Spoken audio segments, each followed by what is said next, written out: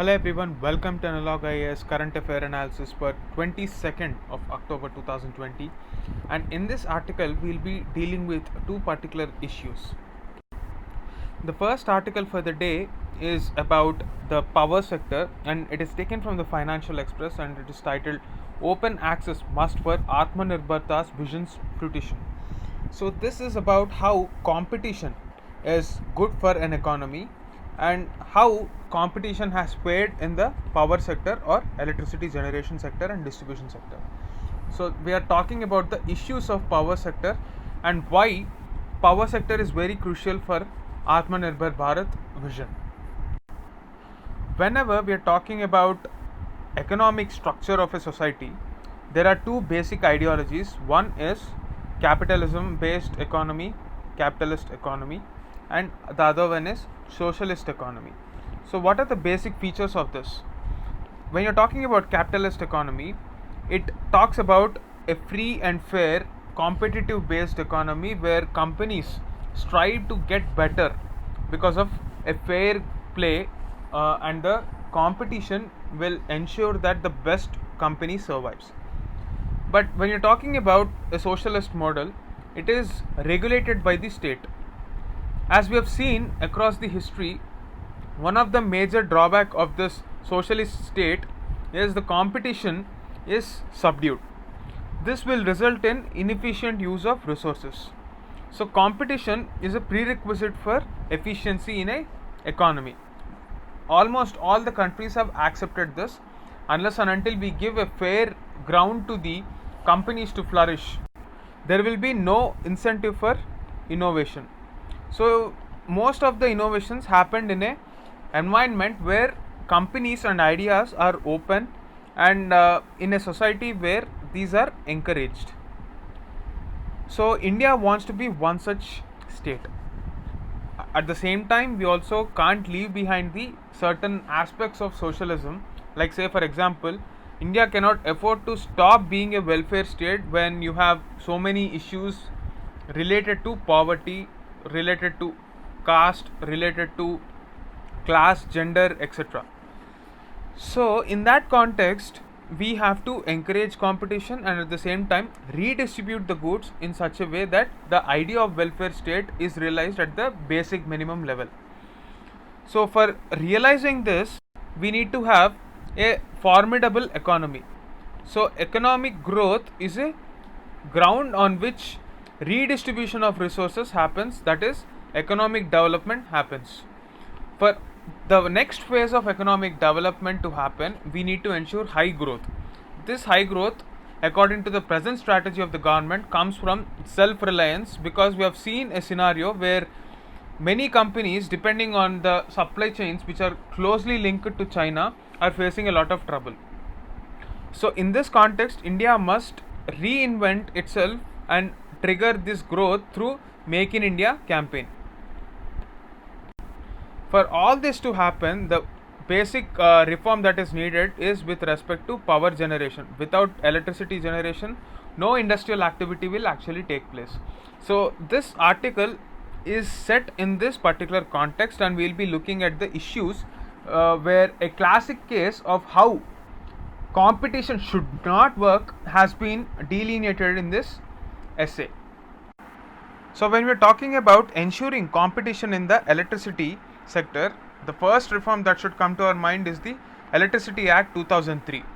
It is through this act the government has decided to liberate the state dominated power distribution sector.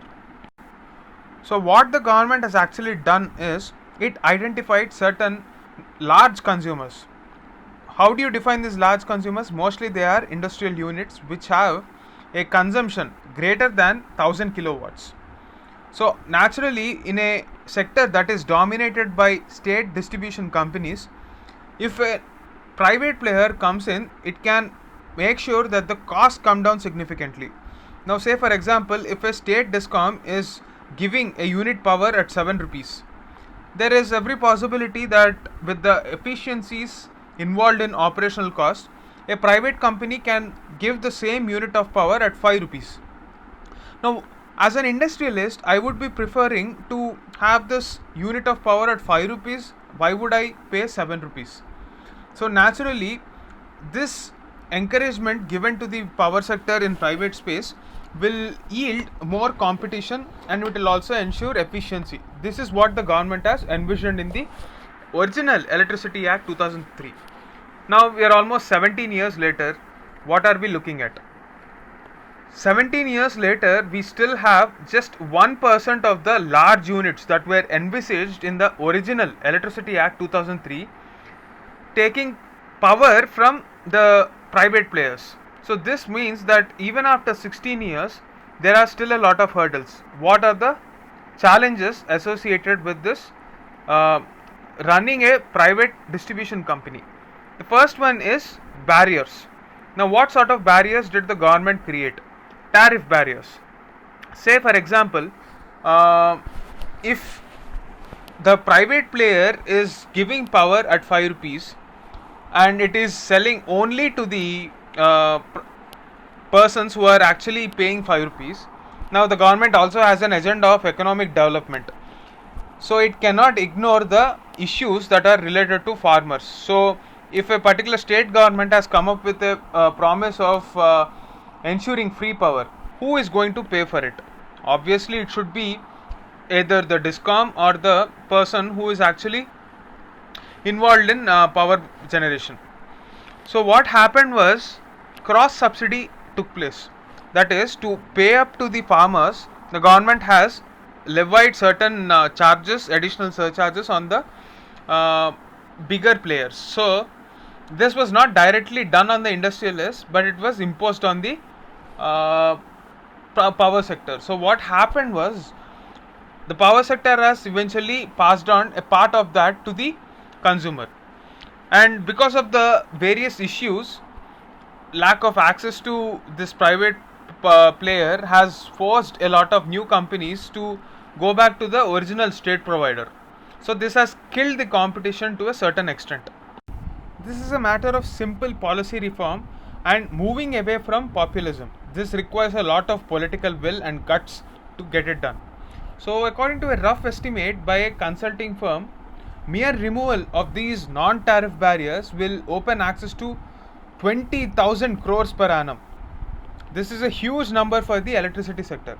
Non-tariff barriers combined with the limited tariff reforms, such as limiting cross-subsidy surcharge to 20% and other additional charges on voltage-wise wheeling charge.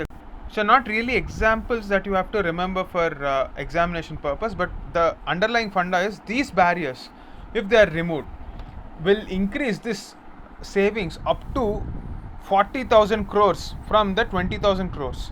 So together with the complete removal of subsidy surcharge and economic savings amounting to 80,000 crores can be made by energy intensive industrial corridors. So the potential savings of this 80,000 crores, if reinvested in manufacturing, could lead to a multiplier effect. That is what the government should be focusing upon. Rather, the government is still resorting to populism and sticking to ideas like cross subsidy, which I've just mentioned, with respect to farmers. And similarly, access to electricity is one of the important factors with respect to ease of doing business report. So in this, electricity is also one factor which is considered for ranking. So if we can improve on the ground level across the country, we will be actually ensuring that this vision of Atmanirbharta will start rolling, because without electricity no other reform will be meaningful. That is the gist of this article. This article is taken from the Hindu and it is titled The Manacles of Caste in Sanitation Work. So this article is trying to bring forth the plight of manual scavenging workers and how this menace of manual scavenging is still riddled with a lot of social stigma, and the basic human rights which these people deserve are not being given to them. What should be the way forward to deal with this set of people and how to ensure their rights? That is the agenda of this article.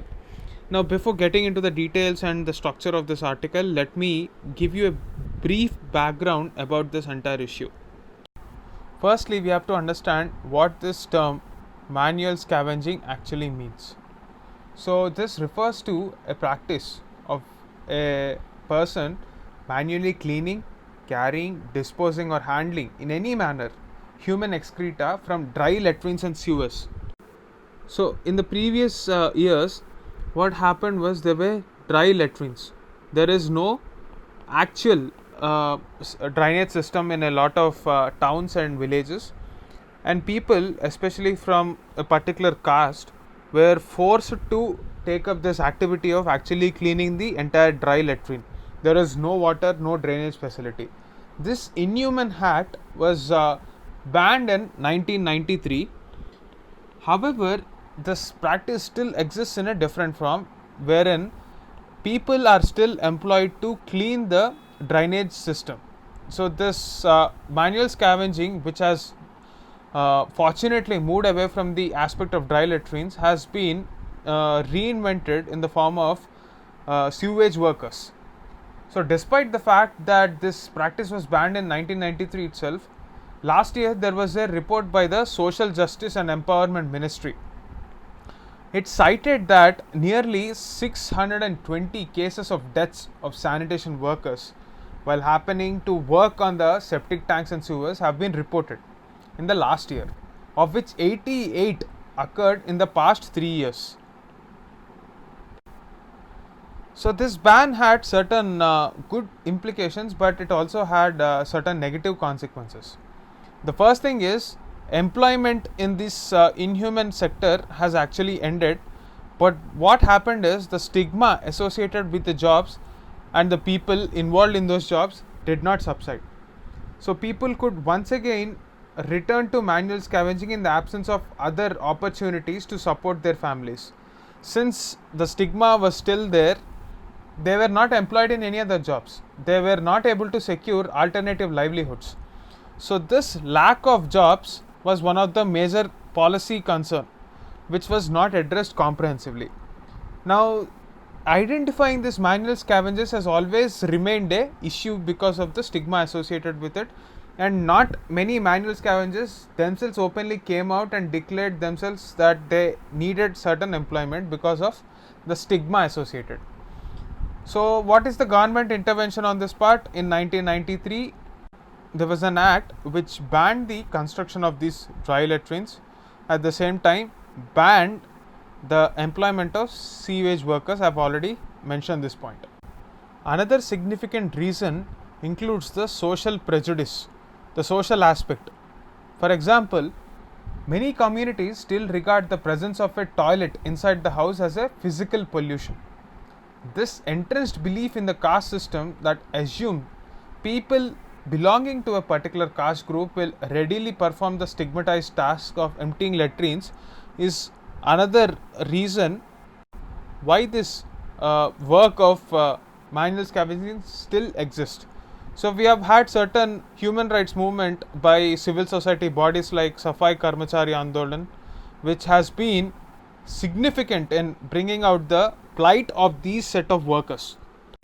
In fact, you can use this example of Safai Karmachari Andolan as an example to show the power of civil society in our country. The next significant aspect that this author is trying to bring about is the aspect of rights to these workers. In India today we have rights for almost all set of workers, but whenever we are talking about the low paying and the lowly considered jobs of sanitation, they don't get the kind of rights and emoluments they deserve. For example, sanitation workers don't have proper salaries because most of them are either contracted or done on a ad hoc basis. Now, to quote this as an example, in 2015, when the Chennai floods have swept the entire city of Chennai and also in other parts of Tamil Nadu like Kadalur, a lot of deaths happened. And in order to dispose these dead bodies, people from the district of Nilgiris were carried in trucks, in garbage trucks, to clean these dead bodies because no contract worker was willing to take this contract. So you can see a inherent stigma associated with this job of cleaning.